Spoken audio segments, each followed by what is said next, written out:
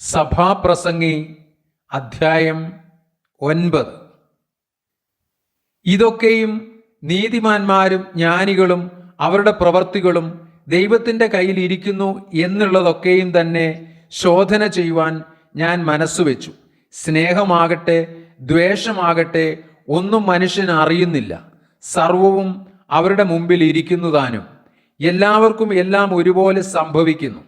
നീതിമാനും ദുഷ്ടനും നല്ലവനും നിർമ്മലനും മലിനനും യാഗം കഴിക്കുന്നവനും യാഗം കഴിക്കാത്തവനും ഒരേ ഗതി വരുന്നു. പാപിയും നല്ലവനും ആണ പേടിക്കുന്നവനും ആണയിടുന്നവനും ഒരുപോലെയാകുന്നു.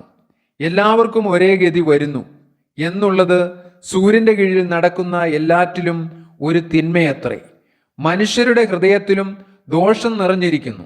ജീവപര്യന്തം അവരുടെ ഹൃദയത്തിൽ ഭ്രാന്തുണ്ട്. അതിൻ്റെ ശേഷമോ അവർ മരിച്ചവരുടെ അടുക്കിലേക്ക് പോകുന്നു. ജീവിച്ചിരിക്കുന്നവരുടെ കൂട്ടത്തിൽ ഉള്ളവനൊക്കെയും പ്രത്യാശയുണ്ട്. ചത്ത സിംഹത്തേക്കാൾ ജീവനുള്ള നായ നല്ലതല്ലോ. ജീവിച്ചിരിക്കുന്നവർ തങ്ങൾ മരിക്കുമെന്ന് അറിയുന്നു, മരിച്ചവരോ ഒന്നും അറിയുന്നില്ല. മേലാൽ അവർക്ക് ഒരു പ്രതിഫലവും ഇല്ല. അവരെ ഓർമ്മ വിട്ടുപോകുന്നുവല്ലോ. അവരുടെ സ്നേഹവും ദേഷ്യവും അസൂയയും നശിച്ചുപോയി. സൂര്യന് കീഴെ നടക്കുന്ന യാതൊന്നിലും അവർക്ക് ഇനി ഒരിക്കലും ഓഹരിയില്ല. നീ ചെന്ന് സന്തോഷത്തോടുകൂടെ അപ്പം തിന്നുക, ആനന്ദ ഹൃദയത്തോടെ വീഞ്ഞു കുടിക്കുക. ദൈവം നിന്റെ പ്രവർത്തികളിൽ പ്രസാദിച്ചിരിക്കുന്നുവല്ലോ.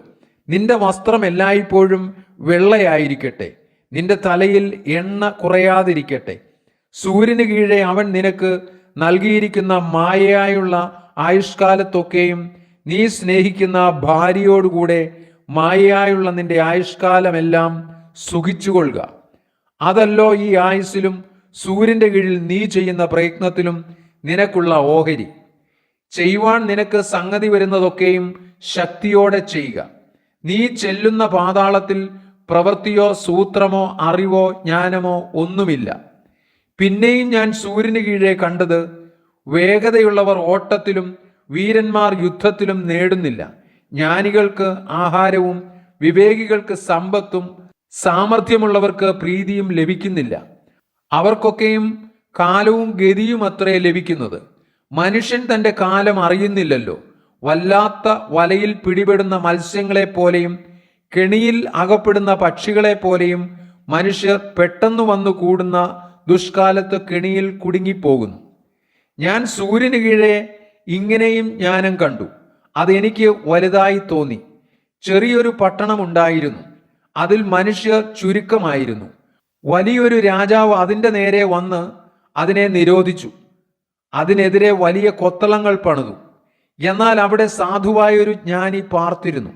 അവൻ തൻ്റെ ജ്ഞാനത്താൽ പട്ടണത്തെ രക്ഷിച്ചു. എങ്കിലും ആ സാധു മനുഷ്യനെ ആരും ഓർത്തില്ല. ജ്ഞാനം ബലത്തേക്കാൾ നല്ലതു തന്നെ.